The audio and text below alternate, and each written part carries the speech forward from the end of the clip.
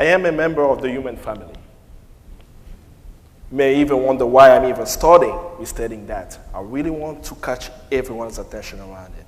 I've been watching lately the news, especially the situation in Cleveland with Amanda Berry, the Boston killings, and the many different sufferings that we have. And I've noticed how, for many different issues, we have a different response to it. Especially for me as an African, especially for me as a Congolese, I always wonder, what will it take for the world to know that in the heart of Africa, 6 million people have died?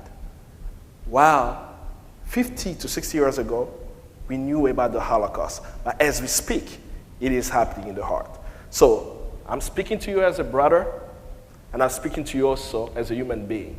And I hope in this presentation, you would think about the Congolese as your brothers and sisters who need your support. So where is the Congo? It's right in the center of the African continent. It's bordered by 9 African countries. It's the size of Western Europe. It's literally the fulcrum on which the whole African continent swings. But you probably didn't catch this. I just shared with you that there is a country in Africa that's the size of Western Europe. That's a big country, right? And some argue that it's so wealthy. Actually, I'm very biased that I believe that Congo is the richest country on earth.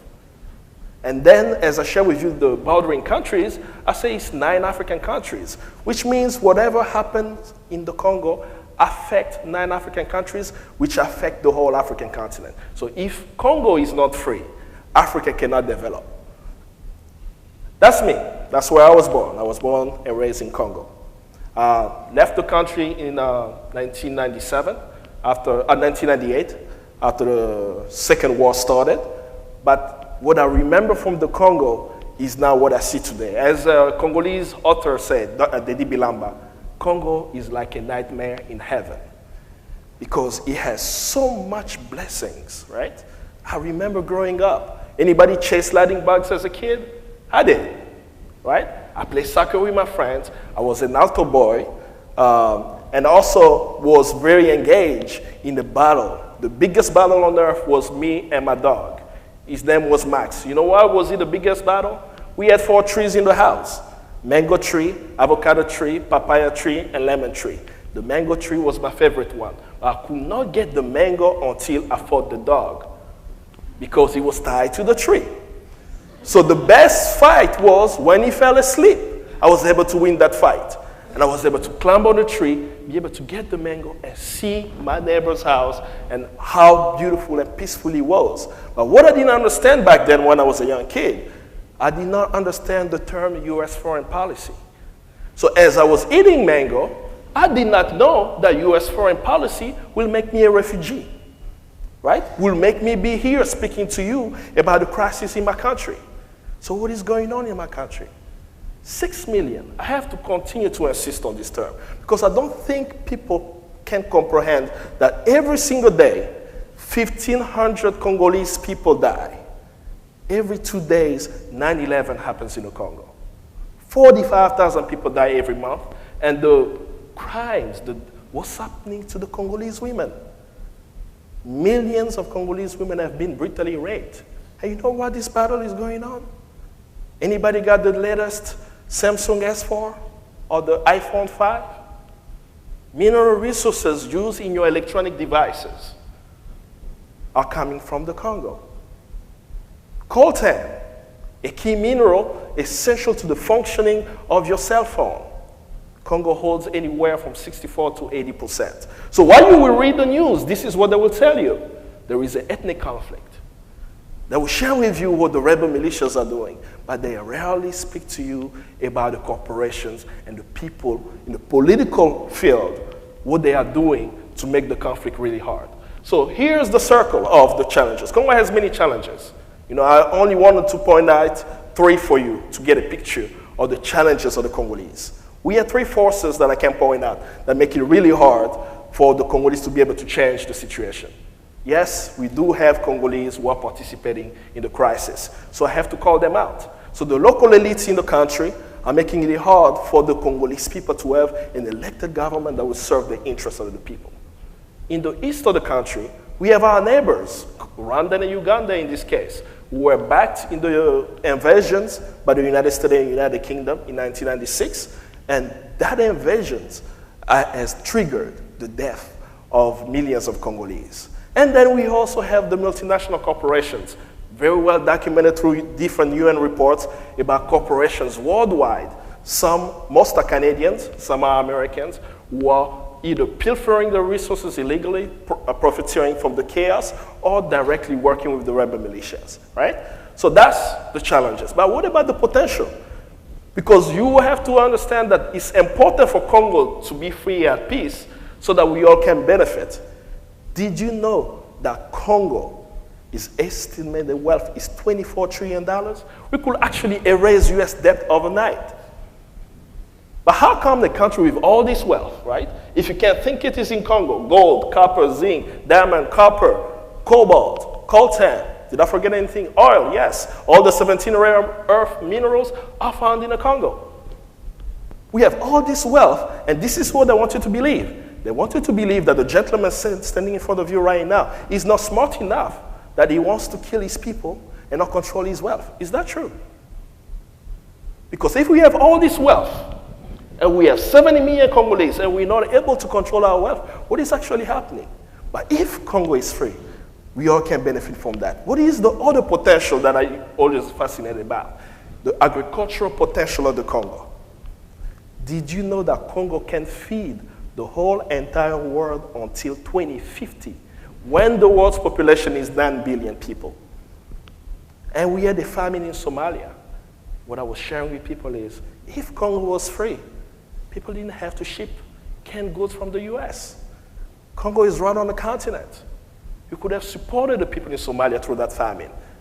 Only less than 5% of the agricultural capacity of the Congo is being used right now. So just think about that. And of course, the most important resource is the youth of the Congo. Congo has a population of 9 billion people. I'm sorry, it's a lot actually, it's more than India. So let me correct that. Congo has a population of 70 million people, and half of the population is under the age of 18, and the majority are Congolese women. So for those men out there who are not ready to hear this yet, be ready. Change in the Congo will come through the women and through the youth. There is no way around it. So support to the youth and the women in the Congo is going to create change. But we have to change the way we think about Africa. We have to change the way we think about the Congo. Because you hear the massacre, you are quick to write a check. But Congo issue is a justice issue. Congo does not need charity. Congo needs justice. I always use the example of Dr. King. When Dr. King knew about the social justice issue in this country, did he build a hospital so that people who were being beaten by dogs could go get Band-Aids? Or he said, I'm going to take people in the street to demand change. And he stood even against the war in Vietnam. So Congo is in dire need of a civil rights movement. And change in the Congo is going to come through that. But a few people know that. Senator Brownback, he's now a congressman. He's now actually a governor of the state of Kansas. He said while he was a senator that almost every American owns a device that has coltan in it. So he knew why Congo matters because he said it. By your very own, yes we can, mister. You know, mister, yes we can? You know what he said about the Congo? He said, if Africa is to achieve its promise, resolving the conflict in the Congo will be critical. He did say it before 2008, by the way. But right now he has amnesia, so it's important for us to remind him of his commitment of bringing peace about the Congo. But he's not the only one who knows why Congo matters. Because even former South African President Thabo Mbeki said it very well. There cannot be a new Africa if there is no new Congo. Why? Because of its size, its wealth, and the potential of a young nation. And that's a call for us. I'm so glad to see a lot of young people now. I was very excited when I saw what happened in Egypt. I was really like, what's going on? Are Egyptians smarter than me? How were they able to get how many people? 1 million people, Tahrir Square. How were they able to do it? But it took courage, but not only that, organization and patience. Because for 3 years they were organizing. It didn't happen in a vacuum. But they're not the only young people organizing. We have young people in Russia organizing. They call it snow revolution. Who thought that people could actually protest in -5 Celsius, which is Fahrenheit? Very cold. People went out in the streets because young people around the world want to have a say in the decision-making process, and we're not seeing ourselves in what's happening, right? Something happening in Bahrain, in Egypt, right? And Occupy Wall Street, I'm coming from New York. I was very impressed by that.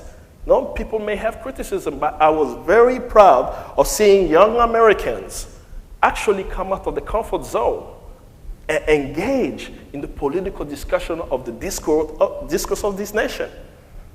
But they're not the only one. Even in Uganda, we had young people organize. You know what they did in Uganda?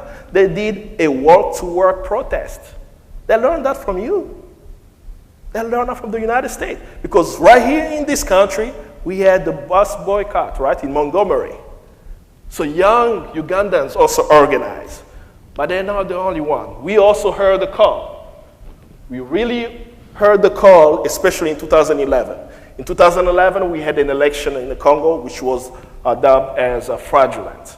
And many Congolese inside and outside organized in what we call the Ingeta Revolution, where young Congolese in the diaspora and even on the inside took it to the street to demand change in the country. What was really beautiful on the ground was this picture. Anybody seen this picture before? Those were Congolese women protesting right at the US Embassy in Congo. But you didn't know this was happening. So it's important for us to be connected and knowing what other people are doing and supporting the initiative. And that's our call for our generation right now. Frantz Fanon is one of my favorite authors. You know, he said presently that Africa is shaped like a gun and Congo is the trigger. When you press that trigger, there will be an explosion on the African continent, or Africa will explode. But he says something very clear. It's really up to our generation to fulfill or betray our mission in relative opacity. That means that right now, wherever you're sitting, if you are feeling so small that you cannot shake Chicago, they call it Wind City, I heard, because there is a lot of corruption here, I believe it can change. If we actually believe we can change it. The reason why Obama is president is because we put him in power. I remember knocking doors for him, right? But the call for us, right? If you look at yourself, 20, 30 years from now, we are going to be asked a very important question. And that question will not be just about the way the United States is moving. The question will be, when you heard that 6 million people died in the Congo, what did you do about it? Because that's the question that comes back when you read the book Night about the Holocaust. How come we didn't know that millions of people were dying in Europe and no one did something? You have to be able to say, I heard the guy with an accent coming to tell me about my cell phone and the killing. I was so moved by it, and I decided that until peace comes, I will do something. I asked my mother that. In the 1960s, there was an independence movement. Mom, what were you doing in 1960? Here's her response. I was 5 years old. She has an excuse. We don't. So let's make sure that our generation, right, are going to engage in solidarity with young Congolese who are rising up, mobilizing in many countries to transform the nation. And if they are successful, Africa will be free. And I will invite you to come to the Congo to try the best fish in the world. That fish is called malangwa and it's in the Congo River. Thank you.